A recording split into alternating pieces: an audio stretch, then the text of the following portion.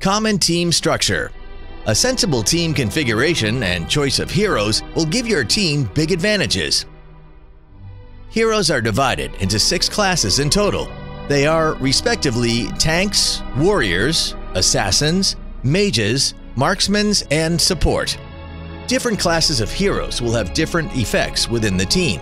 So how should one choose and sensibly configure one's team in actual battle regarding these 6 hero classes specifically? Standard team structure. A standard team will have, respectively, a tank, warrior, assassin, archer, and mage. You can make a general judgment about whether to put a support on the battlefield based on your side's team structures. This is a relatively complete team setup across different attributes, and there are no easily discernible weaknesses with this setup over any areas. Team with double jungler. A standard setup is for an individual hero to harvest monsters. If the jungler's gear allows him or her to develop more quickly, then he gets significant damage to the enemies later on in the mid-late game. However, the drawback is that having insufficient support in the early game can lead to the other 4 teammates getting pinned down by the enemy or otherwise ineffective monster harvesting, which will lead to a lack of damage in later battle. However, doubling down on jungle clearing will boost team stability. One must be cautious to select agile and nimble heroes. After both heroes have cleaned out the upper and lower jungle, they can work together with their other teammates against their enemies.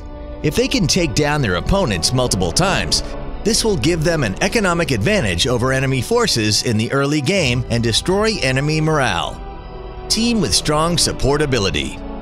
The most significant feature of this setup is that few heroes have fast movement abilities, who can carry out constant guerrilla-style support or raids on the upper, mid, and lower paths, interrupting the enemy's rhythm.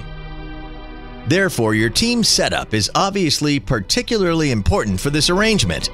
Effectively supporting and taking down foes will be a great advantage to the team, or even remedy the situation when the tide of battle is against you. Team with rear strongly protected. Heroes positioned at the rear usually are the main damage dealers in the team. However, they can let their side down as they are not especially great at survival and are easily and quickly taken out.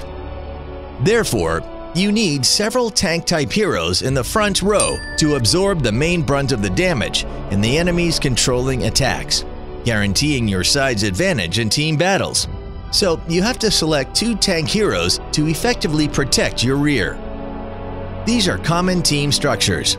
Of course, specific configurations will still depend on the heroes that your team chooses, and a sensible configuration will have to be based on a general consideration of every hero's different attributes and features, considering the different effects they bestow.